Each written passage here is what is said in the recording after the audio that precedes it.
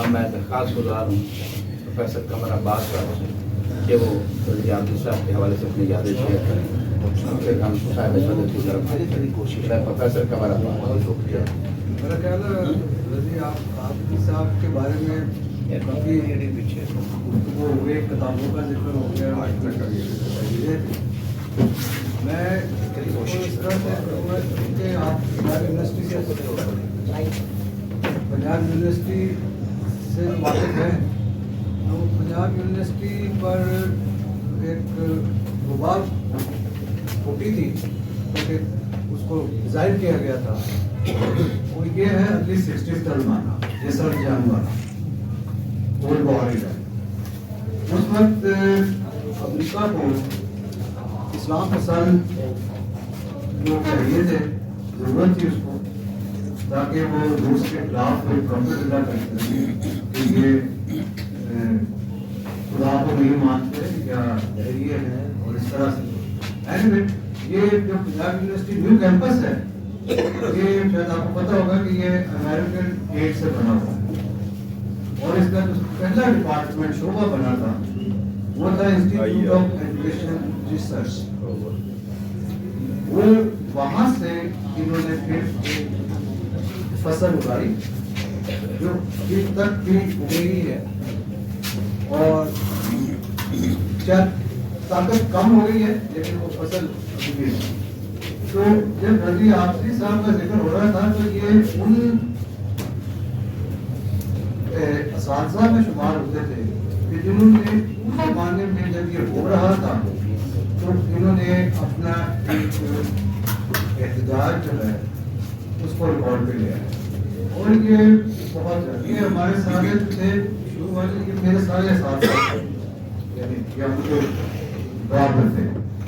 تو پھر جب میں 72 میں خود لیکچرر ہوا، پھر رضی عابدی صاحب سے تعلق بنتا گیا۔ اب ان کی کتابوں کا یا نثر کا تو ذکر کیا آپ نے، آپ کو پتہ ہے وہ شاعر بھی تھے، وہ صاحب دیوان شاعر۔ اس میں مجھے جو بہت متاثر کرتا تھا ان کا، ایک تو ان کا لہجہ جب وہ اپنا کلام بیان کرتے تھے، اب میں ڈر رہا ہوں میں تو شعر بھی شاید نہ بول کر پاؤں کیونکہ وہ لہجہ بھی بہت تھا، اس کی نقالی بہت مشکل ہے۔ تو رضی صاحب کے اس میں جو میرا خیال ہے کہ کوئی نقاط اگر اس کو دیکھے، اس میں جو علامتیں ہیں نا، جو علامت ہے سمبلس، وہ بہت دلچسپ ہیں اور بالکل نئے نرالے۔ مثلاً وہاں پر جو ایک گروپ جو تھا، جو پرو اسٹیبلشمنٹ تھا اساتذہ کا ہی، تو ان کا اب کوئی تو برا بھلا کہہ سکتا ہے، لیکن ہمارے اساتذہ میں کبھی کسی کو گالی دیتے ہوئے نہیں، ان کا اختلاف تھا، اور یہ سارے اتنے سارے لوگ تھے، یہ اختلاف کے دشمنی میں بچ جاتے تھے۔ اب یہ دیکھا ہوگا آپ نے کہ پنجاب یونیورسٹی جو روڈ کیمپس ہے، اس کے سامنے عجائب گھر ہے، اس میں درمیان میں ایک چھوٹا سا محل ہے جس میں چھوٹی بوچیاں ہیں، تو وہ ان کی ایک غزل تھی جس پہ انہوں نے جو سمبل استعمال کیا ہوا ہے، چھوٹی بوچیوں کے لمبے سائے۔ ہماری کریٹیوٹی ہے کہ وہ بوچی کو دیکھتے ہو کہ آتے جاتے ہیں کرشن نگر پہ رہتے تھے وہ دیکھے کچھ، تو اس میں اصل میں یہ تھا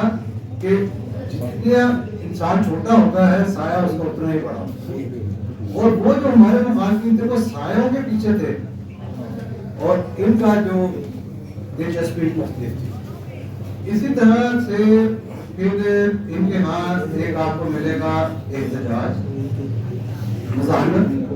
وہ کیا ہے جبر کے خلاف، اور ان کا ایک فکرہ میں آپ کو بتاتا ہوں جو میں نے ان سے سنا ہوا ہے۔ یہ دل سے صاحب انہوں نے ایک تعلیمی کانفرنس میں منعقد کی تھی، ریلی یہاں سے گئے تھے، وہ پھر انہوں نے مجھے اس کا اپنا مطالعہ دے دیا۔ اس میں ان کا ایک فکرہ تھا جو آپ کو بیان کر رہا ہوں، اس میں انہوں نے کہا تھا کہ بنا بنایا علم جبر ہوتا ہے، تو یہ اسی جبر کے خلاف ہی ان کا جو ہے یہ ساری تحریک تھی۔ اب اس میں آپ دیکھیں گا کہ کچھ اشعار مجھے یاد ہے، غلطی کروں تو مجھے معاف کر دیجیے گا کہ سر بدلے خود سنایا کرتے تھے آپ کہ سورج کی شعاؤں کو باندھو تاروں کی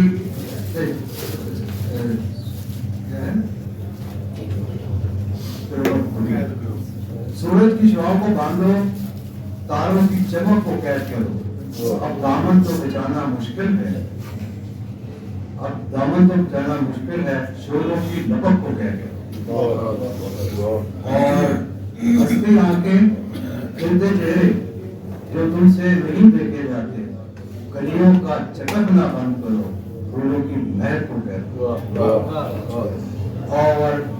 آگے بھی دیکھے گا تاریخ شناسی جو ہے جو ماہر ماشاءاللہ بیٹھے ہوئے ہمارے ساتھ ان کا ہے کہ ہم وقت ہے ابن الوقت نہیں ہم وقت ہے ابن الوقت نہیں تاریخ بھی ہم تعبیر بھی ہم پہناؤ نہ ہم کو زنجیریں رفتار فلک کو کہتے تو یہ نا اپنے یعنی کم آئیگی کا احساس ہے لیکن یہ آپ نے اچھا پھر دوسرا یہ ہے کہ سوال کر رہا تھا کہ یہ کیسے آیا ایک تو ان کی اپنی محنت تھی ابھی آپ نے جیسے کسی نے کہا تھا غریب پرور غریب نہ کہا کرے مستحق کہا کرے وہ غریب ہماری وجہ سے جو بھی ہے مستحق لوگ جو تھے ان کے لیے وہ ہمیشہ تیرا رہتے تھے اب میں نام نہیں لے سکتا گھر میں بھی رکھا ان کو رہائش بھی تھی پڑھاتے بھی تھے وہ کہاں کس سے کہاں پہنچ بھی گئے اور خوش ہوتے پھر میں نے ان کو کبھی بھی ناراض اس سے بھی اور وقت بھی ان کی کمال کی جہاں اور کے زمانے میں جب یہ عذاب نازل ہوا تھا تو پنجاب یونیورسٹی سر فہرست تھی شاید آپ کو پتا ہوگا کہ وہ کانوکیشن میں آئے تھے یہ ریکارڈ پہ ہے تو جس میں انہوں نے آ کے لیاقت بلوچ کے اس طرح سے کندھے پہ ہاتھ رکھ کے کہا تھا میں نے آج سے جماعت اسلام پنجاب یونیورسٹی جماعت اسلامی چھوڑ دی تو پھر آپ امیجن کر تصور کر لیں کہ ہمارا لوگوں کا کیا حال ہوا ہوگا اس کے بعد تو وہ ہوتا تھا کہ روز ایک آ جاتا تھا اطلاع کہ جی دو اساتذہ جو ہے وہ بم بنا رہے ہیں یا بم انہوں نے رکھے ہوئے ہیں یونیورسٹی کا فلاں حصہ جو ہے اس کو اڑانا ہے تو ہوتا رہتا تھا تو ایک دن رضی صاحب کا فون آیا تو میں نے کہا آپ کا بھی نام آ گیا کہتے شکر ہے کہاں آیا میں نے کہا وہ تھا کہ آپ رجسٹرار آفس جو ہے نا اس کو بم